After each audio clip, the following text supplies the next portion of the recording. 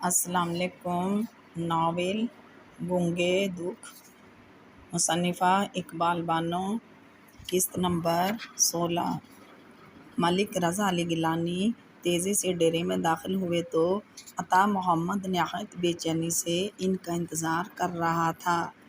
انہیں دیکھتے ہی لپک کے آگے بڑھا۔ رضا علی گیلانی برآمدے کی سیڑھیوں پر ہی رک گئے۔ کہاں ہے وہ؟ اندر ہے۔ کب آئی؟ ملک رضا علی آگے بڑھے۔ کیوں آئی ہے؟ جب میں نے آپ کو فون کیا تھا۔ پتہ نہیں سرکار کیوں آئی ہے، کچھ بولتی نہیں، بس روتی جا رہی ہے۔ یہی بار بار کہا آپ کو بلا دوں۔ عطا محمد نے ان کے ساتھ چلتے ہوئے تمام معلومات وہاں پہنچائیں۔ اپنے کمرے کے دروازے پر جا کر وہ رک گئے تھے۔ گردن موڑ کر انہوں نے عطا محمد کی طرف دیکھا۔ وہ مطلب سمجھ گیا تھا کہ اب انہیں اس کی ضرورت نہیں۔ وہ پلٹ گیا اور ملک رضا علی گیلانی ویلوٹ کا پردہ ہٹا کر کمرے میں داخل ہوئے تو ایک لخت کو ٹھٹک گئے۔ وہ سامنے ہی صوفے پر گھٹنوں میں سر دیے بیٹھی تھی۔ کھٹکے کی آواز پر اس نے اپنا جھکا سر اٹھایا تو رضا علی نے دیکھا وہ آنکھیں نہیں بلکہ دو دہکتے انگارے تھے۔ چہرہ سوتا ہوا تھا اور لب کپکپا رہے تھے۔ وہ ایک جھٹکے سے اٹھی اور تیزی سے رضا علی گیلانی کے قریب آ کر بولی، رضا۔ ہونٹوں کے بھنور سے یہ نام ایسے نکلا جیسے سوکھی پھلیاں بج اٹھی ہوں۔ ملک رضا گیلانی حیران حیران نظروں سے اسے دیکھ رہے تھے۔ کیا ہوا تارا بائی؟ انہوں نے بے قرار لہجے میں پوچھا۔ مجھے بچا لیجیے سرکار، مجھے بچا لیجیے۔ تارا ایک دم ہی ان کے قدموں میں جھک گئی اور ان کے پیروں پر اپنی نازک مخروطی انگلیوں والے ہاتھ رکھ دیے۔ کون لگا ہے تمہارے پیچھے؟ رضا علی نے اسے بازوؤں سے پکڑ کر اپنے مقابل کھڑا کرتے ہوئے پوچھا۔ وہ سر جھکائے کھڑی تھی۔ وہ میری بوٹیاں نوچنا چاہتے ہیں، تارا نے سسکی لی۔ کون ہے؟ یہ دنیا گدھوں سے خالی تو نہیں ہے۔ کیا مطلب؟ رضا علی کی پیشانی پر تفکر کی لکیریں ابھر آئیں۔ تب تارا نے اپنا جھکا ہوا سر اٹھایا۔ اس کی غزالیہ آنکھیں آنسوؤں سے لبریز تھیں اور وہ لرزتے ہونٹوں سے کہہ رہی تھی، میری ماں نے میری قیمت لگا دی ہے، پورے 2 لاکھ روپے۔ اوہ! رضا علی کے ہونٹ سیٹی بجانے کے سے انداز میں سکڑ گئے۔ اور میں؟ تارا کہتے کہتے ایک دم ہی رک گئی۔ اور تم بکنا نہیں چاہتی؟ وہ پوچھ رہے تھے۔ جی، تارا نے اثبات میں سر ہلایا۔ مگر کیوں؟ تمہارے ہاں تو یہی روایت ہے نا، پھر وہ روایت کیوں توڑنا چاہتی ہو؟ یہ کوئی نئی بات تو نہیں نا؟ رضا علی گیلانی رنگین پایوں والی کرسی پر بیٹھتے ہوئے بولے۔ تارا بائی آگے بڑھی اور ان کے قدموں میں بیٹھ گئی اور پھر ان کی آنکھوں میں دیکھتی ہوئی بولی، سرکار، اگر میں روایت شکن بن جاؤں تو کوئی حرج ہے؟ آخر ہمارا طبقہ کب تک لکیر کا فقیر بنا رہے گا؟ دیکھو تارا، ہر طبقے کی رسمیں ہیں، رواج ہیں، ریتیں ہیں اور ہر طبقہ ان پر عمل کرتا ہے۔ پھر اپنی برسوں پرانی روایت سے انحراف کی وجہ؟ انہوں نے نرم لہجے میں پوچھا تو تارا بائی ان کے گھٹنے سے سر ٹکا کر لمبے لمبے سانس لینے لگی۔ وہ گزشتہ پونے 2 سال سے رضا علی گیلانی آف نواب پور کے ڈیرے پر ناچنے آتی تھی، مگر وہ ان کے کبھی اتنے قریب نہ بیٹھی تھی جس قدر آج وہ ان کے قریب تھی۔ حالانکہ رضا علی کے قرب کی خواہش تارا کے دل میں پارے کی طرح مچلتی تھی۔ انہیں چھونے کی تمنا انگلیوں کی پوروں میں سرسراتی تھی۔ آنکھوں میں طلب کے تقاضے بڑھتے اور بے تحاشا ہی بڑھ جاتے۔ صحرا کی ساری پیاس تارا کی آنکھوں سے جھانکتی، مگر رضا علی گیلانی نے کبھی اس پیاس کو محسوس ہی نہ کیا، یا دوسرے لفظوں میں توجہ ہی نہ دی۔ وہ وعدہ خلاف نہ تھے، نہ ہی وعدہ خلافی ان کی سرشت میں تھی۔ ملک رضا علی نے تارا کی ماں چندن بائی سے وعدہ کیا تھا، تارا صرف میرے ڈیرے پر ناچے اور گائے گی، اس کے علاوہ میں اور میرے دوست اس سے اور کوئی خواہش نہیں رکھیں گے۔ اور رضا علی اپنے عہد پر قائم تھے، بلکہ اپنے دوستوں کو بھی اس عہد کا پابند کیا تھا، مگر دل تو کسی وعدے معاہدے کی پابندی نہیں کرتے۔ دل کے جذبے تو خود رو پودوں کی طرح ہوتے ہیں نا۔ دل کی سلطنت پر حکومت کرنے والے جذبے، احساسات اور امنگیں تو کسی وعدے، کسی معاہدے کو نہیں مانتے۔ ایسے ہی جذبوں کا بھانبٹ ایک دم ہی تو تارا کے آنگن دل میں جلا تھا، جیسے کھڑی فصلوں میں اچانک آگ لگ جائے۔ بالکل اسی طرح تارا کے دل میں بھی رضا علی کی محبت کی آگ بھڑکی تھی۔ تارا کے دل کی دھڑکنیں رضا علی کے نام پر چوکی تھیں۔ کتنی ہی راتیں اس نے رضا علی کے تصور کے ساتھ گزاری تھیں۔ یہ آج کی خواہش نہیں، عرصہ گزر گیا تھا، وہ رضا علی کی قربت کی خواہاں تھی۔ اسے تو ایسا لگتا تھا جیسے صدیاں گزر گئی ہوں، کئی جگ بیت گئے ہوں، رضا علی کی تمنا کرتے ہوئے۔ جس روز اسے نوابپور آنا ہوتا تھا تو اس کے دل میں خواہشیں دھما چوکڑی مچاتیں اور آنکھیں خوابوں کے بوجھ سے جھک جھک جاتیں۔ رضا علی کو دیکھتی تو آنکھوں کے راستے عجیب طرح کی ٹھنڈک اس کی رگ رگ میں سرایت کر جاتی۔ اور جس روز اسے پتہ چلا تھا کہ رضا علی نے صالحہ خاتون سے شادی کر لی ہے تو کتنی ہی راتیں اس نے روتے ہوئے گزاری تھیں۔ تارا کے تکیے میں جذب ہونے والے وہ آنسو گواہ تھے جو دل کا خون بن کر آنکھوں سے رواں ہوئے تھے۔ تارا کے کمرے کی دیواریں ان سسکیوں اور آہوں کی رازداں تھیں جو رضا علی اس کی آنکھوں کی سنہری تحریر پڑھ لیں گے، اس کے جذبوں کو مان بخش دیں گے، اس کے خوابوں کو تعبیر دے دیں گے۔ مگر منتظر ہی رہی۔ رضا علی صالحہ سے شادی کر کے بھی اپنی محبت کا غم مناتے رہے، لیکن تارا کو تو سعیدہ الغاری کے بارے میں پتہ نہ تھا۔ مگر رضا علی کا ستا ہوا چہرہ دیکھتی تو ضرور سوچتی، یہ شخص صالحہ سے شادی کر کے خوش کیوں نہیں؟ کیا شادی نے اسے کوئی خوشی نہیں دی؟ کتنی ہی بار اس کا دل چاہا وہ رضا علی سے پوچھے، رضا علی آپ کی آنکھوں میں یہ کیسی اداسی ہے؟ کون سا دکھ ہے جو جم سا گیا ہے؟ آؤ میری باہوں میں تمہاری آنکھوں میں مشعلیں روشن کر دوں۔ اپنی محبت کے کمکموں سے تارا دل ہی دل میں سوچتی رہتی، مگر کبھی وہ ان کے قریب نہ ہوئی تھی جو یہ سب کچھ کہہ دیتی۔ مگر آج وہ وقت آ گیا تھا کہ وہ ان کے قدموں میں بیٹھی کہہ رہی تھی، آپ مجھے بچا لیں۔ کیا تم اپنی بولی سے مطمئن نہیں ہو؟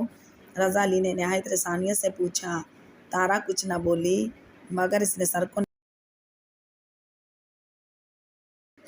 منفی جنبش دے دی تھی۔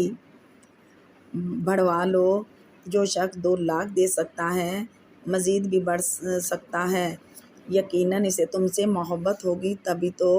رضا علی سانس لینے کے لیے رکے تو تارا ایک دم ہی تڑپ کر کھڑی ہو گئی اور بولی، اسے مجھ سے محبت نہیں ہے۔ تارا کی آواز چیخ سے مشابہ تھی۔ یہ کیسے کہہ سکتی ہو تم؟ انہوں نے حیرانگی سے پوچھا۔ وہ پہلے ہی سے شادی شدہ ہے اور سرکار اس کا تو کاروبار ہی یہی ہے۔ لندن اور پیرس میں اس کے کئی نائٹ کلب ہیں، وہ یہاں سے لڑکیاں خریدتا ہے اور اپنے نائٹ کلبوں کی رونقیں بڑھاتا ہے۔ تمہیں یہ سب معلومات کہاں سے ملیں؟ انہوں نے اسے ٹٹولتی نظروں سے دیکھا۔ میرے استاد پیر خاں بتا رہے تھے، انہیں معلوم ہے مجیب نیازی کا یہی دھندا ہے، وہ کئی لڑکیاں ہماری برادری کی لے گیا ہے جن کا کوئی پتہ نہیں کہ کہاں ہیں اور کیسی ہیں۔ مجیب نیازی؟ رضا علی کے لب تھر تھرائے۔ نام سنا ہے، یہ تو مشہور سمگلر ہے، اتنا چلاک ہے کہ کوئی ثبوت ہی نہیں چھوڑتا، تبھی حکومت اس پر ہاتھ نہیں ڈال سکی۔ رضا علی نے دل ہی دل میں سوچا، مگر بولے نہیں کہ تارا پہلے ہی بہت پریشان تھی۔ پھر بھی انہوں نے کہا، لیکن ایک بات تو ہے تارا۔ کیا جی؟ تارا نے بھیگی بھیگی آنکھوں سے انہیں دیکھا۔ یہاں بھی تم ناچتی ہو، اگر باہر جا کر ناچو گی تو کیا فرق پڑتا ہے؟ سرکار، اچھا اور زوردار تھپڑ مارا ہے آپ نے۔ تارا کے لبوں پر زخمی تبسم پھیل گیا۔ نہیں، میرا یہ مطلب نہیں تھا تارا۔ انہیں واقعی احساس ہوا تھا کہ انہوں نے غلط بات کہہ دی ہے۔ کتنی حیرت کی بات تھی، کسی اور سے کوئی سخت بات کہتے تو انہیں فوراً احساس ہو جاتا اپنی بات اور رویے کا، اور صالحہ کو لفظوں کے تیروں سے چھلنی کرنے کے باوجود انہیں کبھی احساس نہیں ہوا اپنی زیادتی کا۔ انہوں نے سنا تارا کہہ رہی تھی، راستے کے پتھر کو سبھی ٹھوکر مارتے ہیں سرکار، مگر میں آپ کو سچ بتاؤں، میں اب ناچتے ناچتے تھک گئی ہوں، لگتا ہے میرے پیروں میں چھالے پڑ گئے ہیں، اب تو اب تو ایک ہی خواہش ہے، چھوٹا سا گھر ہو، چاہنے والا، پیار کرنے والا شوہر ہو، خوبصورت بچے ہوں، وہ مرد جو میرا شوہر ہو مجھے محبت دے، مگر 2 وقت کی عزت کی روٹی کے ساتھ اور کچھ بھی نہیں چاہیے مجھے۔ کبھی میری ڈیمانڈ اس سے آگے نہیں بڑھے گی۔ تارا کے لہجے میں سچائیاں کوک رہی تھیں۔ ہوں، رضا علی نے ہنکارا بھرا، تم لڑکیاں عجیب ہوتی ہو، ایسی انہونی خواہشوں کو دل میں جگہ دیتی ہو جن کے پورے ہونے کا 1% بھی چانس نہیں ہوتا، ایسے خواب دیکھتی ہو جن کی تعبیر جب تمہاری پسند کے الٹ ملتی ہے تو اشکوں سے ناطہ جوڑ لیتی ہو، مگر خواب دیکھنے سے کوئی بھی تو اپنی آنکھوں کو نہیں روک سکتا۔ تارا نے ہولے سے کہا، بالکل یہ تو ہے۔ وہ سر ہلا کر بولے، اور ملک صاحب، خواب دیکھنے پر کوئی پابندی نہیں اور نہ ہی یہ کسی کی میراث ہے۔ تارا نے آہستہ سے کہا، ایک بات تو بتاؤ تارا بائی، یہ ہماری آنکھیں ہمیشہ سنہری خواب ہی کیوں دیکھتی ہیں؟ ہمارے خیالوں کی بستیاں ہمارے حسب منشا کیوں سجتی ہیں؟ رضا علی کے لہجے میں انجانے دکھ بول رہے تھے جو تارا کے دل کی عطا گرہائیوں کا سینہ چیرتے ہوئے آپ ہی آپ اندر اتر رہے تھے۔ تارا سے کوئی جواب نہ بن پڑا اور وہ خواہ ہی اپنے ناخن دیکھنے لگی۔ تمہیں بھی نہیں پتا کیونکہ تم بھی اپنی انجانی خواہشوں کی سلپ پر لٹکی ہوئی ہو۔ لگتا ہے اس دنیا میں ہر بشر اپنی خواہشوں کا غلام ہے۔ اس کی آنکھیں حسین خواب دیکھنے کی اس قدر عادی ہو چکی ہیں کہ اسے ایک لمحے کے لیے بھی حسین خوابوں کی بھیانک تعبیر کا خیال نہیں آتا اور نہ ہی وہ اپنے تصور میں تاریکیاں لانا چاہتا ہے، بس خواہشوں کے جگنوؤں سے دل کے آنگن میں اجالا کر کے تصوراتی مسرتیں سمیٹنا چاہتا ہے۔ ان کی نظریں نہ جانے کس نقطے پر مرکوز تھیں۔ خوابوں کے تاج محل کسے پیارے نہیں ہوتے سرکار؟ تارا بائی نے ان کے چہرے پر نظریں جما دیں تو رضا علی سے اس طرح دیکھنے لگے جیسے کہ پہلی بار دیکھا ہو، اور آج اس کا روپ ہی پہلے سے الگ تھا۔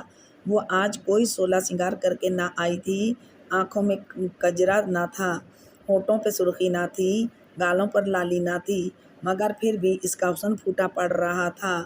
سفید جارجٹ کی سیاہ بارڈر والی ساڑی میں اس کا نازک وجود ایک ایسا لگ رہا تھا جیسے کہ چاندنی کا منجمد دریا کمرے میں بہہ رہا ہو۔ اس کے لامبے بال چوٹی میں سے نکل کر اس کی گردن کو چوم رہے تھے۔ اس کی نیلی کان جیسی آنکھوں میں اب بھی جھیل کی سی کیفیت تھی۔ اس کی نیلی آنکھوں میں آنسو راج ہنسوں کی طرح تیر رہے تھے۔ تو تم نہیں چاہتی مجیب نیازی تمہیں خریدے؟ رضا علی نے اس کے توبہ شکن حسن کی چاندنی سے نظریں چراتے ہوئے موضوع پھر وہیں سے شروع کیا جہاں سے سلسلہ منقطع ہوا تھا۔ تارا نے سر جھکا دیا، اس کا مطلب یہ ہے کہ تم بکنا نہیں چاہتی؟ رضا علی نے ٹانگ پر ٹانگ رکھتے ہوئے کہا، میں نے یہ تو نہیں کہا۔ تارا کے پنکھڑی جیسے لبوں کو جنبش ہوئی، پھر تمہارا کیا مطلب ہے؟ وہ پہلو بدلتے ہوئے بولے، میں کس طرح کہوں، منہ چھوٹا ہے اور بات بڑی۔ تارا ساڑی کا پلو انگلی پر لپیٹتی ہوئی بولی، جو کہنا چاہتی تھی کہہ نہ سکتی تھی، اور ذہین و فطین سے رضا علی سمجھ گئے تھے کہ تارا کیا چاہتی ہے۔ ایک انکہے جذبے کی کہانی وہ سن رہے تھے۔ کہانی تو وہی پرانی تھی جو سینہ در سینہ محفوظ رہی تھی، مگر کردار بدل گئے تھے۔ وہی پرانی کہانی، زبان زد عام ہونے والی، اچھوتے اور الوہی جذبوں کی کہانی جس کا ایک ایک لفظ رضا علی سن رہے تھے۔ آج انہوں نے پہلی بار محسوس کیا تھا کہ خاموشی بھی بولتی ہے، اتنی احساس خاموشی جو سوچنے سے بھی گونجنے لگتی ہے۔ ایسی ہی خاموشی ان دونوں کے درمیان دولت مشترکہ کی طرح تھی۔ تو تارا بیگم، مجھے خبر نہ ہوئی اور میں تمہارے دل میں اتر گیا۔ اب تمہارے دل میں دل نہیں، میں دھڑکتا ہوں۔ اگر ایسا نہ ہوتا تو تم اس مشکل وقت میں اپنے اور گاہکوں کے پاس بھی جا سکتی تھیں۔ چودھری نثار اور ملک احمد بخش کی آنکھوں میں تم نے اپنی طلب کی تڑپ مچلتی ہوئی ضرور دیکھی ہوگی۔ پھر تم ادھر کیوں نہ گئیں؟ نواب پور کیوں آ گئیں؟ کیا تمہیں مجھ پر اتنا اعتبار ہے کہ میں تمہیں اس مشکل سے بچا لوں گا اور تمہاری خواہش پوری کر دوں گا؟ تبھی تمہارے قدم میرے ڈیرے کی طرف بڑھے ہیں۔ تمہارے دل کی مجبوری تمہارا پلو پکڑ کر تمہیں یہاں تک لے آئی ہے۔ ملک رضا علی گیلانی خیالوں کے جنگل میں بری طرح پھنس گئے۔ انہوں نے سنا تارا کہہ رہی تھی، میں چاہتی ہوں آپ میری بولی لگائیں مجیب نیازی سے زیادہ۔ کیا کہہ رہی ہو تم؟ رضا علی ایک جھٹکے سے اٹھ کھڑے ہوئے۔ تارا بھی اٹھی کھڑی ہوئی۔ حالانکہ ابھی ایک ساتھ کچھ پل پہلے انہوں نے یہی کچھ سوچا تھا، مگر اپنی سوچ پر انہیں ایسا کرنٹ تو نہ لگا تھا جو تارا کے منہ سے نکلنے والا جملہ ان کے وجود کو جھٹکے دینے لگا تھا۔ میں یہیں رہنا چاہتی ہوں، اپنے لوگوں میں، اپنے ملک میں۔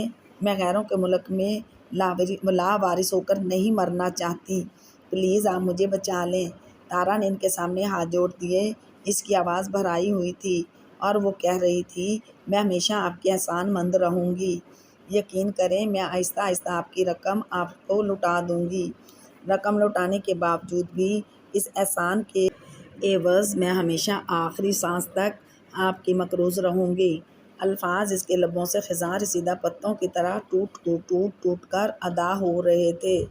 تمہیں علم ہے کہ میں شادی شدہ ہوں؟ رضا علی نے یاد دلایا۔ میں نے یہ کب کہا کہ آپ مجھ سے شادی کریں؟ وہ تیزی سے بولی۔ پھر وہ تیزی سے بولے، آپ میری قیمت ادا کر دیں، میں ماں کے پاس ہی رہوں گی۔ تمہارا مقصد ہے کہ تم وہیں رہو گی؟ یہ تو ایسے ہوا جیسے کوئی شخص کسی دکان سے کوئی مال خریدے، قیمت چکا دے اور پھر وہ مال دکاندار کو واپس کر دے مگر رقم واپس نہ لے۔ میں نے آپ کی رقم واپس کرنی ہوگی نا؟ اگر وہیں نہیں رہوں گی تو قرض کس طرح اتاروں گی؟ تارا نے ڈبڈبائی نظروں سے انہیں دیکھا۔ یہ تو غلط ہے بھائی۔ ان کے لب نہ جانے کس خیال سے مسکرا رہے تھے۔ پھر جو آپ چاہیں۔ تارا نے سب کچھ ان ہی پر چھوڑ دیا۔ اس کے لیے مجھے سوچنے کا موقع دو۔ کب تک؟ تارا نے پلکیں اٹھائیں تو وہ نوکیلی پلکیں رضا علی کے دل میں کھب کر رہ گئیں۔ وہ نظریں چرا کر بولے، کچھ وقت تو لگے گا۔ ایسا نہ ہو کہ وقت کا کبوتر اڑ جائے۔ آپ کا تو کچھ بھی نہیں جائے گا مگر۔ نہیں تارا، رضا علی نے اس کی بھیگی بھیگی آنکھوں میں دیکھتے ہوئے کہا، میں تارا کو ڈوبنے نہیں دوں گا۔ تم کسی آس پر، کسی امید پر ہی تو میرے پاس آئی ہو نا۔ میں تمہارا مان نہیں توڑوں گا۔ تم کو وہاں سے نکال لاؤں گا، پھر کسی اچھے سے مرد سے تمہاری شادی کر دوں گا جو تمہاری خواہش اور تمنا کے مطابق تمہیں محبت دے، مگر 2 وقت کی روٹی کے ساتھ۔ وہ نہایت نرم لہجے میں بول رہے تھے۔ تارا کی سماعتوں کے راستے وہ امرت جیسا لہجہ اس کے دل میں ٹھنڈک بن کر اتر رہا تھا۔ اسے لگ رہا تھا جیسے طوفان میں اسے کنارہ مل گیا ہو، اس کی نیا بھنور سے نکل آئی ہو۔ تارا نے بے ساختہ ہی وہ حرکت کی تھی، رضا علی کا ہاتھ تھام کر ہونٹوں سے لگا لیا تھا اور پھر بلک بلک کر رو دی تھی۔ احساس تشکر کے طور پر وہ بے تحاشا اشکوں کے موتی لٹا رہی تھی۔ پھر اس کا سر رضا علی کے کندھے سے ٹک گیا۔ تب رضا علی اس کے ریشم جیسے بالوں پر سر تھپکتے ہوئے کہنے لگے، تارا رو مت، پیاری لڑکی مت رو۔ تم نے مجھ پر بھروسہ کیا ہے نا، تو تمہارے بھروسے کی دیوار میں شگاف نہیں پڑنے دوں گا۔ اگر چندن بائی نے تمہاری بولی میری پوری جائیداد بھی لگا دی تو میں ساری جائیداد دے دوں گا، تمہیں بچا لوں گا، یہ نیکی بھی کر گزروں گا، شاید اس طرح میرے گناہوں کا ازالہ ہو سکے۔ رضا علی کے لہجے میں آنسوؤں کی نمی تھی۔ وہ جو ابھی چند لمحے پہلے اس سے سوچنے کا وقت مانگ رہے تھے، لمحے کے ہزارویں حصے میں صرف چند ساتوں ہی میں انہوں نے تارا کو مشکل سے نکالنے کا فیصلہ کر لیا تھا۔ میں تا حیات آپ کی احسان مند رہوں گی۔ تارا کے ہونٹوں پر طلوع صبح کی سی مسکراہٹ تھی۔ رضا علی نے دیکھا اب اس کے چہرے پر بھی گلاب کی سی تازگی تھی۔ یہ بتاؤ مجیب نیازی کب آئے گا؟ اتوار کو دوپہر کے وقت، تارا نے بتایا۔ ابھی تو اتوار میں 4 دن ہیں۔ ٹھیک ہے، میں اس کے آنے سے پہلے ہی دوپہر کو پہنچ جاؤں گا۔ ہو سکا تو اس کے آنے سے پہلے ہی معاملہ طے کر لوں گا تاکہ اس سے منہ ماری نہ ہو۔ منہ ماری کیوں ہوگی؟ تارا نے پوچھا۔ ظاہر ہے شکست انسان کو زخمی ناک بنا دیتی ہے اور مجیب نیازی جیسا بے انتہا دولت کا مالک شخص کبھی بھی پسند نہیں کرے گا کہ مجھ سے ہار جائے۔ آپ اس سے کم تو نہیں؟ تارا نے کہا۔ یہ تم کہہ رہی ہو نا، تو پھر میں مطمئن ہو جاؤں نا؟ تارا نے پوچھا۔ تارا، رضا علی گرج کر بولے اور تارا تو کانپ ہی گئی کہ اب ایک دم ہی بازی الٹ کتنی مشکل سے تو وہ راضی ہوئے تھے۔ میں وعدے کرنے میں بہت احتیاط سے کام لیتا ہوں، لیکن کوئی وعدہ کر لوں تو پھر پیچھے نہیں ہٹتا، چاہے میرے پیر کاٹ دیے جائیں۔ ان کا لہجہ اور لفظ تپے تپے سے تھے۔ So sorry, I am really sorry. Tara کی آواز حلق ہی میں پھنس گئی۔ یہ بتاؤ تمہیں انداز ہے کہ آخری بولی کہاں تک جائے گی؟ اس کے بارے میں تو میں کچھ نہیں جانتی، اب ٹکر برابر کی ہے تو۔ وہ سر جھکا کر بولی اور رضا علی کے ذہن میں ایک خیال کا کوندا لپکا اور انہوں نے تغیر صفت لہجے میں کہا، تارا بائی ایک بات بتا دوں، مجھ سے اگر کسی قسم کا دھوکہ یا فریب کیا گیا نا تو تمہارا بالا خانہ راکھ کا ڈھیر بن جائے گا۔ میں سمجھی نہیں۔ حیرتیں تارا کی آنکھوں کی مہمان بن گئیں۔ کہیں ایسا تو نہیں کہ چندن بائی نے کوئی منصوبہ بنایا ہے اور تمہیں مسالے کے طور پر استعمال کیا ہو؟ مجھے علم نہ تھا کہ ایسی سوچ ہوگی آپ کی ملک رضا علی گیلانی۔ تارا کا انداز اور لہجہ کٹیلا تھا۔ اگر لوٹنے کا منصوبہ ہوتا تو آپ ہی کیوں، چودھری نثار اور ملک احمد بخش کیوں نہیں؟ مجھے یقین ہے کہ میں آج انہیں کہہ دوں کہ میں ان کی ہونا چاہتی ہوں تو وہ مارے خوشی کے پاگل ہو جائیں، مجھے پانے کے لیے لاکھوں خرچ کر ڈالیں گے، میری ماں کا منہ اور جھولی سرخ نوٹوں سے بھر دیں گے۔ اتنا تو مجھے بھی اندازہ ہے کہ کس مرد کی آنکھیں اور انداز کیا کہتے ہیں، کیا تقاضے ہیں۔ یہ بات تو عام عورت بھی جان سکتی ہے۔ مرد کی خواہش تو وہ عورت بھی جان جاتی ہے جو چار دیواری میں بیٹھی ہے، اور پھر مجھ جیسی عورت جسے ناچنے کے ساتھ ساتھ مرد کے اشارے سمجھنے کی بھی تربیت دی جاتی ہے کہ وہ نہیں سمجھ سکتی۔ تارا نے کٹیلے لہجے میں کہا، پھر تم چودھری نثار اور ملک احمد بخش کی طرف کیوں نہ گئیں؟ انہوں نے اپنے ذہن میں چبھتا سوال کر ہی ڈالا۔ وہ بھی گدھ ہیں اور میں اپنی بوٹیاں نچوانا نہیں چاہتی۔ تارا نے کہا، رات بڑھتی جا رہی ہے، تم نے جانا بھی ہے نا؟ رضا علی نے اس کی نظروں سے آنکھیں چراتے ہوئے کہا، ہاں اب مجھے جانا بھی چاہیے، کیونکہ ماں سے میں فلم دیکھنے کا بہانہ کر کے آئی ہوں۔ اسے بھی ایک دم یاد آیا تھا کہ خاصی دیر ہو گئی ہے۔ تم نے ڈرائیور کو واپس بھیج دیا تھا؟ نہیں جی، وہ موجود ہے، تارا نے بتایا۔ مجھے تو موٹر نظر نہیں آئی، وہ بولے۔ میں نے اسے کہا تھا موٹر ڈیرے کے پیچھے کھڑی کرے۔ اگر ڈرائیور نے چندن بائی کو بتا دیا کہ تم یہاں آئی تھی پھر؟ انہوں نے خدشہ ظاہر کیا۔ وہ نہیں بتائے گا۔ تارا کے لہجے میں اعتماد کی کھنک تھی۔ اس کا اعتماد کی وجہ؟ انہوں نے پوچھا۔ آپ لوگوں کے اصول پر عمل کیا ہے، پورے 500 روپے کے نوٹوں کے قفل سے اس کا منہ بند کر دیا ہے، اب ناممکن ہے کہ بتا دے۔ تارا کی آنکھوں میں نمی کے ساتھ ساتھ ایک انہونی سی چمک بھی تھی۔ اس کی بات پر رضا علی بھی ساختہ ہی ہنس دیے۔ واقعی پیسے میں بہت طاقت ہے، اس سے بہت کچھ خریدا جا سکتا ہے، حتیٰ کہ انسان کو بھی خریدا جا سکتا ہے، مگر خوشیاں نہیں خریدی جا سکتیں۔ ایسا کوئی نوٹ ایجاد نہیں ہوا جو خوشیاں لینے کے عوض دیا جا سکے۔ وہ ہولے سے بولے، آپ کسی سے کہیں کہ میرے ڈرائیور کو بلا لائے۔ تارا نے مسکراتے ہوئے کہا۔ تب رضا علی نے بخشو کو بلا کر کہا کہ وہ تارا کے ڈرائیور کو کہے گاڑی گیٹ پر لے آئے۔ تھوڑی دیر بعد ہی بخشو نے اطلاع دی کہ موٹر گیٹ پر کھڑی ہے۔ تارا نے رضا علی کا ایک بار پھر شکریہ ادا کیا اور چلی گئی۔ اسے یقین تھا کہ وہ اپنے وعدے کو نبھائیں گے، اس سے جو عہد کیا ہے وہ ضرور پورا کریں گے، اور یہ اعتماد بے جانا تھا۔ یہ اعتبار اسے اس کی محبت نے دیا تھا جو اسے رضا علی گیلانی سے تھی۔ وہ نہایت ہلکی پھلکی ہو کر مطمئن ہو کر آئی تھی، مگر اسے معلوم نہ تھا کہ وہ رضا علی گیلانی کو ایسے سوچوں کے جنگل میں چھوڑ آئی ہے کہ وہاں سے باہر نکلنے کا راستہ ہی نہیں مل رہا۔ تارا کے جاتے ہی سوچوں کے خیالوں کے آکٹوپس نے رضا علی کو جکڑ لیا تھا۔ رضا، تم نے تارا بائی سے جذبات میں آ کر وعدہ تو کر لیا ہے، مگر تم کہاں سے اچھا سا لڑکا لاؤ گے جو اس سے شادی کرے گا؟ کون ہے ایسا جو اس کے ماضی کو جانتے ہوئے بھی اس سے شادی کرے؟ کیوں ایسی آس دلائی ہے جسے تم پورا نہیں کر سکتے؟ کیوں اچانک اور لمحوں میں فیصلے کر لیتے ہو جو تمہارے دل میں نیزے کی آنی بن کر گڑ جاتے ہیں؟ آپ بھگتو گے۔ وہ تو طوائف زادی ہے، سر چڑھ جائے گی، تانے دے گی کہ وعدہ نہ نبھا سکے۔ کیوں خواب دکھائے ہیں اسے؟ دھتکارا کیوں نہیں تم نے کوئی ٹھیکہ تو نہیں لیا تھا اسے مشکل سے نکالنے کا؟ ملک رضا علی گیلانی کا ذہن مسلسل انہیں کچوکے دے رہا تھا، اور واقعی وہ اپنے آپ کو ایسے گھوڑے کا سوار محسوس کر رہے تھے جس کی باگ ان کے ہاتھ میں ہو، اور وہ سوچوں کے ناگ انہیں ڈس رہے تھے۔ ان کی سمجھ میں کچھ بھی نہ آ رہا تھا۔ تب انہوں نے اپنا جسم ڈھیلا چھوڑ کر کرسی کی پشت سے سر ٹکا کر آنکھیں موند لیں۔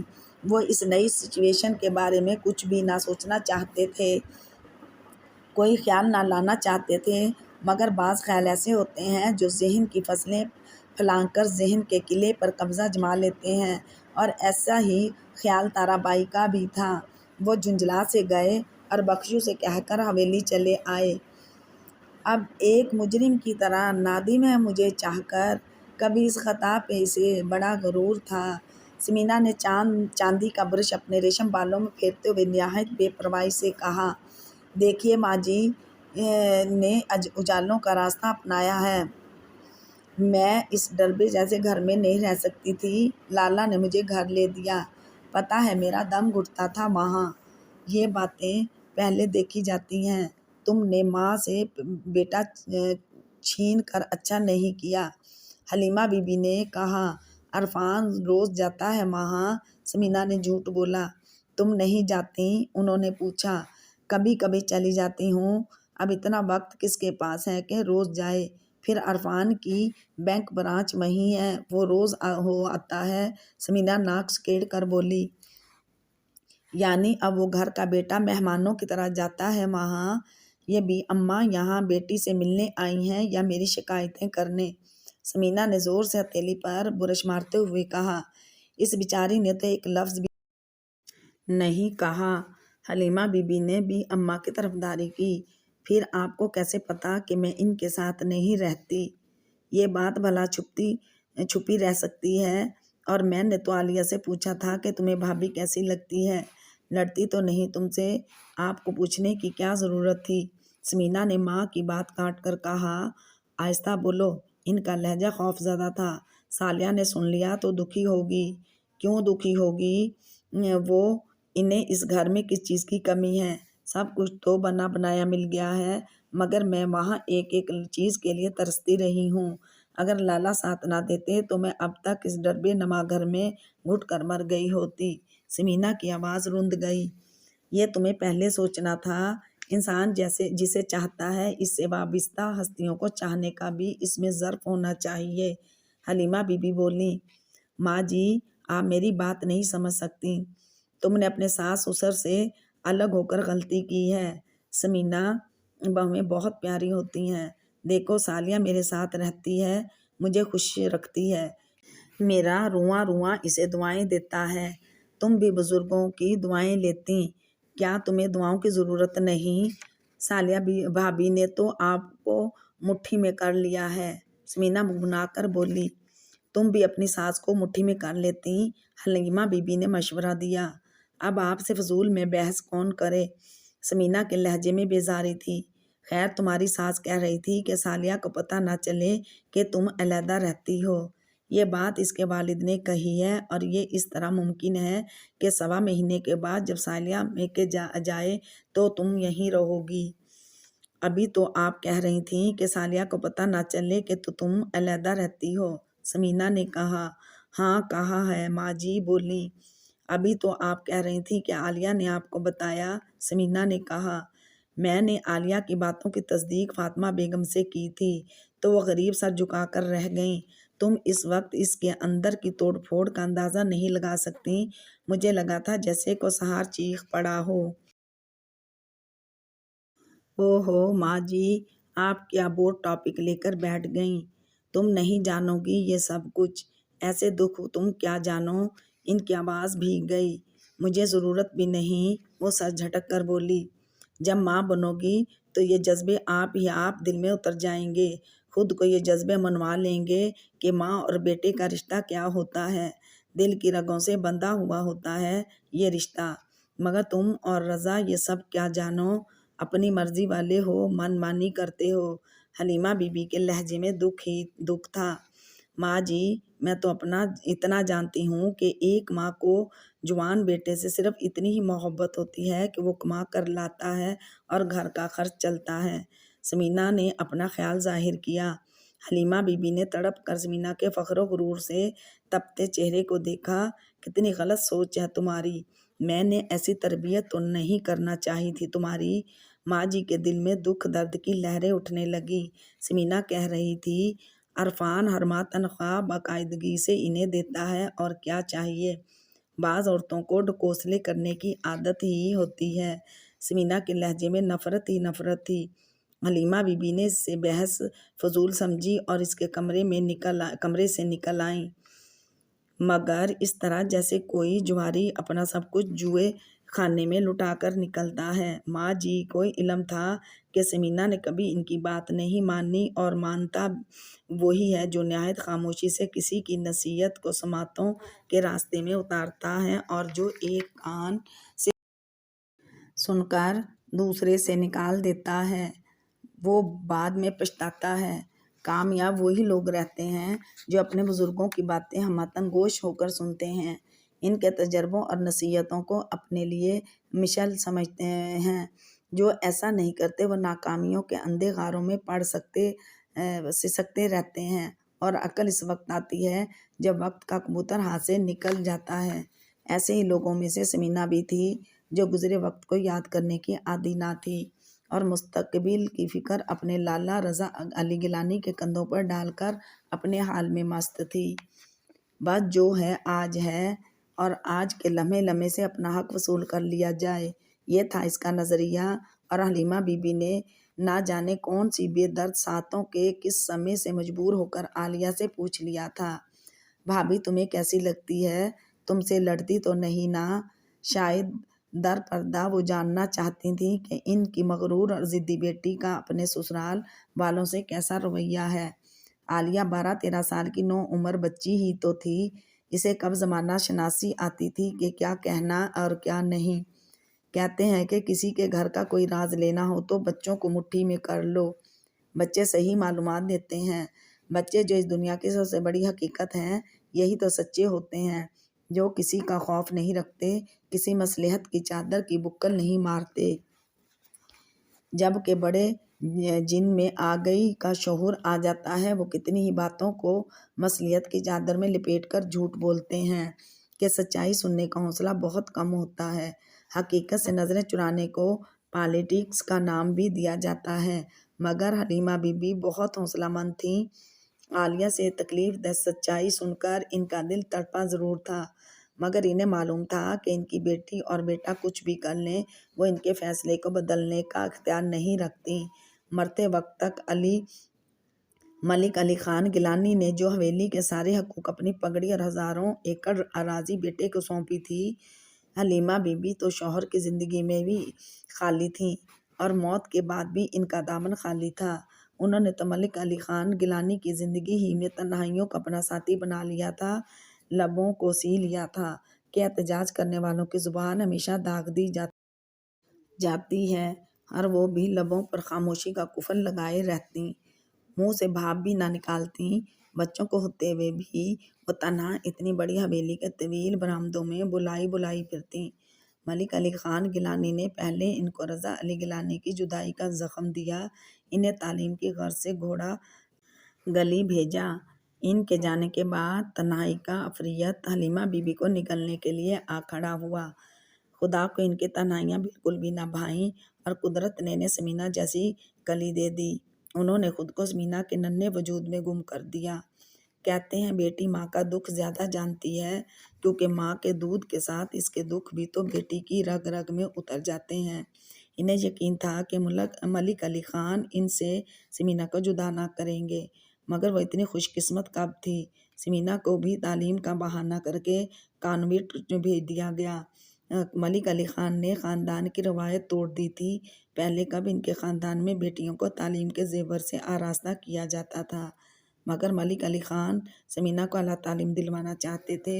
حلیمہ بی بی کو پتہ تھا کہ یہ صرف بہانہ ہے، وہ اپنی 7 ماہ کی تنہائیوں کا بدلہ انہیں ساری زندگی تنہائیوں کے غاروں میں رکھ لینا چاہتے تھے۔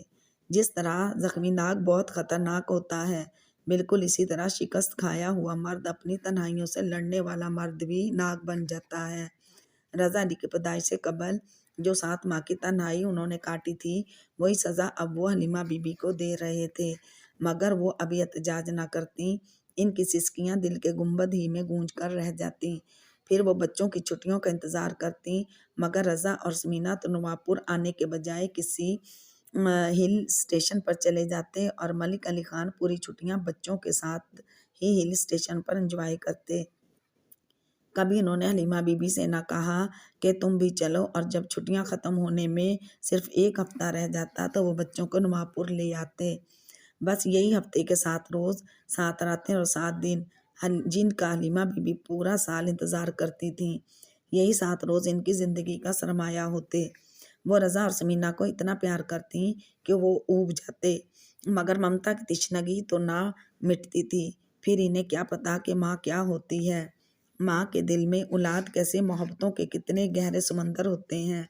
وہ دونوں ماں کے پاس رہتے تو لمحے لمحے کی محبت پاتے، تب انہیں یہ ادراک ہوتے کہ ماں تو سراپائے محبت ہے، جس کا پیار ریشم سے بھی نرم ہوتا ہے، مگر انہیں تو ماں کی طوفانی محبتوں سے واسطہ پڑتا تھا۔ حلیمہ بی بی بھی تو پورے سال کی محبتیں صرف 1 ہفتے میں نچھاور کر دیتی تھیں۔ ایسی طوفانی محبت کہ وہ کب آدھی تھی، طوفان جو لمحوں میں سب کچھ بہا کر لے جاتا ہے، مگر حلیمہ بی بی کیا کرتی، انہیں تو اپنے بچوں، اپنے جگر کے ٹکڑوں کو پیار کرنے کا وقت بھی اتنا کم ملتا تھا جیسے ملک علی خان شارٹ نوٹس دے دیتے۔ پتہ نہیں یہ کیسی سزا ملک علی خان نے ان کے لیے تجویز کی تھی۔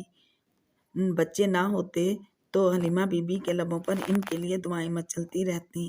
ان کی شدید خواہش تھی کہ رضا اور سمینا اچھے شہری بنیں، ہر ایک کا دکھ اپنا دکھ سمجھ کر اپنے دل میں اونڈیلیں، سب کو اپنے جیسا انسان سمجھیں، کسی کو ٹھوکریں نہ ماریں، مگر ایسا تو نہ ہوا تھا۔ ان کی دعائیں بھی اللہ میاں تک نہ پہنچی تھیں۔ لگتا تھا ملک علی خان گیلانی نے ان کی دعاؤں کی گھڑی راستے ہی میں اچک لی ہو۔ ان کی خواہشوں کے بالکل برعکس ان کی اولاد بنی تھی۔ رضا علی کالج میں پہنچے تو تمام کل پرزے نکال لیے۔ ان کی آنکھوں میں واضح طور پر رنگین جال نظر آنے لگا۔ باپ نے موٹر اور پیسے کے ساتھ ساتھ مکمل ڈھیل بھی دے رکھی تھی، مگر ملک علی خان نے ایک بات بیٹے کے دل میں ضرور تاری تھی، باہر کچھ بھی کرتے رہنا، مگر کسی کو اپنے اندر اس قدر جذب نہ کرنا کہ وہ تمہارے دل میں بھی جذب ہو جائے اور پھر تم اسے حویلی میں لانے کے خواب دیکھنے لگو۔ حویلی کی بہو صرف سعیدہ ہے، اس کے علاوہ کوئی لڑکی بھی حویلی کی بہو نہیں بن سکتی۔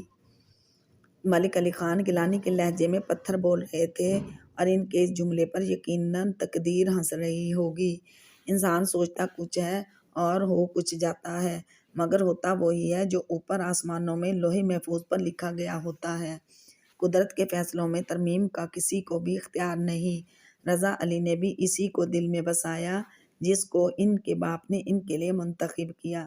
البتہ ان کی راتوں کو رنگین کرنے کے لیے اور بہت سے کومل وجوہ تھے۔ راتوں میں بالا خانہ میں گانا سنتے ہوئے جب رات کا پچھلا پہر ڈھل جاتا تو ان کی تھکن نازک ڈالیوں جیسی باہوں ہی میں اترتی۔ البتہ ان کے ذہن میں یہ بات جم گئی تھی کہ وہ کچھ بھی کرتے رہیں، اپنا نہ تو سعیدہ جیسے پتر حسن کے مجسمے ہی کو ہے، اور یہ ان کی اپنی بھی خواہش تھی، اور اب تو یہ خواہش ان کے دل کی تہوں میں پڑی سسک رہی تھی۔ مقدر نے زندگی کی بساط پر سمینا کو مہرہ بنا کر انہیں پیٹ دیا تھا، اور وہ صالحہ خاتون جیسی سادہ اور غریب لڑکی کو بیاہ لائے تھے۔ افسوس تو حلیمہ بی بی کو بھی ہوا تھا، وہ اپنی نند حفیظ بیگم کو بہت چاہتی تھیں، پھر سعیدہ انہیں بھی پسند تھی، نند کے دکھ پر وہ دکھی تھیں، جبھی تو وہ صالحہ کو بیاہنے نہ گئی تھیں بلکہ یہیں حویلی میں ہی اس کا استقبال کیا تھا، مگر پھر بیٹے کی جدائیاں دیکھ کر ان کا دل نرم ہو گیا۔ صالحہ بھی تو اپنی تمام تر سادگی اور حسن اور سلوک سے گھر پر ہی نہیں، ان پر بھی کسی بادل کی طرح چھا گئی تھی۔ حلیمہ بی بی کو آپ ہی آپ یہ ادراک ہو گیا تھا کہ جس کرب سے وہ رضا کی پیدائش کے بعد گزری تھیں، جن تنہائیوں کے ناگوں نے عرصہ ہوا انہیں ڈسا تھا، ان کی بہو تو اب ابتدا ہی میں اسی کرب کے سمندر میں داخل ہو گئی تھی۔ اس حویلی میں قدم رکھتے ہی تنہائیوں کے صحرا میں وہ پاپیا پاپیدہ چل رہی تھی اور کسی کو بھی اس کے پیروں تلے چھپے سنگریزے نکالنے کی فرصت نہ تھی۔ تبھی ان کی ساری ہمدردیاں آپ ہی آپ سالیہ خاتون کے ساتھ ہو گئیں۔ ان کے دل میں سالیہ کے لیے بڑے کومل جذبے ابھر آئے، حالانکہ سالیہ نے انہیں ایک لفظ بھی نہ بتایا تھا، اپنے دکھوں کی چادر نہ اتاری تھی، اپنے دل پر لگے رضا علی کی جدائیوں کے زخموں کی جھلک نہ دکھائی۔ مگر کچھ دکھ گنگے ہوتے ہوئے بھی بولتے ہیں۔ ان دکھوں اور غموں کا عکس آنکھوں میں نظر آ جاتا ہے۔ اپنے دل کے دکھ آنکھوں کے رستے بہا کر وہ خاصی مطمئن ہو جاتی۔ دل کا بوجھ گھٹ جاتا، مگر حلیمہ بی بی کے سینے پر برف کی سیل جیسا بوجھ آن پڑا۔ سالیہ روتی تو حلیمہ بی بی کو لگتا جیسے کوئی برف کا طوطا ان کے دل کی دنیا میں آ پڑا ہو، اور آج ایسا ہی بوجھ عالیہ سے گھریلو حالات معلوم کر کے ان کے دل پر آ پڑا تھا۔ انہیں اپنی بیٹی کے رویے کا دکھ تھا، جس نے ماں اور بہن سے عرفان کو چھین لیا تھا۔ کیسے لوگ ہوتے ہیں جو کسی سے ان کے پیاروں کو چھین لیتے ہیں؟ وہ سوچ سوچ کر پریشان ہوتی رہیں۔ پھر انہوں نے عالیہ کی باتوں کی تصدیق فاطمہ بیگم سے کی تھی، مگر کپ کپاتے لبوں اور دھڑکتے دل سے بی اماں نے ان سے ملتجی لہجے میں کہا تھا، بہن آپ بہو سے کچھ مت پوچھیے گا۔ کیوں؟ حلیمہ بی بی کے لہجے میں حیرت تھی۔ بس جس معاملے کو ختم ہوئے سال ہو گیا ہو، اب اس کی دبی راکھ کو ریدنے سے کیا فائدہ؟ وہ دونوں خوش ہیں، ہماری یہی خوشی ہے۔ تمہاری سالیہ بھی تو میرے ساتھ رہتی ہے، میری خدمت کرتی ہے، تو پھر میری بیٹی نے تمہارے ساتھ گزارا کیوں نہیں کیا؟ گھر چھوٹا تھا نا، بی اماں نے جلدی سے کہا۔ نہایت بودا جواز ہے یہ تو، حلیمہ بی بی نے کہا۔ خیر جو ہونا تھا ہو گیا، آپ سالیہ کو مت بتائیے گا، جب وہ میکے جائے گی تو کیا اسے معلوم نہ ہوگا؟ تب تک عرفان کی دلہن یہیں رہے گی، جب تک سالیہ واپس نہ آ جائے۔ آپ سالیہ کو مت بتائیے گا، اس کے ابا کہہ رہے تھے، اس طرح وہ ذہنی طور پر منتشر ہو جائے گی۔ حلیمہ بی بی تو بس انہیں دیکھ کر رہ گئی تھیں۔ ان کی آنکھوں کی نمی نے حلیمہ بی بی کی آنکھوں کو بھی بھگو دیا تھا، مگر ان کے منع کرنے کے باوجود بھی وہ سمینا سے پوچھ بیٹھیں کہ اس نے وہ گھر کیوں چھوڑا۔ ان کا حق تھا سمینا سے باز پرس کرنے کا۔ ان کا خیال تھا کہ وہ سمینا کو سمجھائیں گی، شاید وہ راہ راست پر آ جائے، اسے اپنی غلطی کا احساس ہو جائے، ایک ماں کو بیٹا، بہن بھائیوں کو بھائی مل جائے۔ لیکن حلیمہ بی بی کو معلوم نہ تھا کہ نئی نسل تو نئے افق تلاش کرتی ہے، وہ اپنے تجربوں سے سیکھنا چاہتی ہے۔ بزرگوں کے تجربوں سے وہ کوئی فائدہ نہیں اٹھاتی، وہ ٹھوکر کھا کر سنبھلنا چاہتی ہے۔ اور سچ تو یہ ہے کہ حلیمہ بی بی کو بیٹی کے خیالات جان کر دکھ ہوا تھا۔ کیا تغیر صفت لہجہ تھا اس کا! سمینا کے لہجے میں اپنے سسرال والوں کے لیے نفرت ہی نفرت تھی، زہر ہی زہر تھا، جو حلیمہ بی بی کے اندر بہت اندر تک اتر گیا تھا اور وہ کرہا کر رہ گئی تھیں۔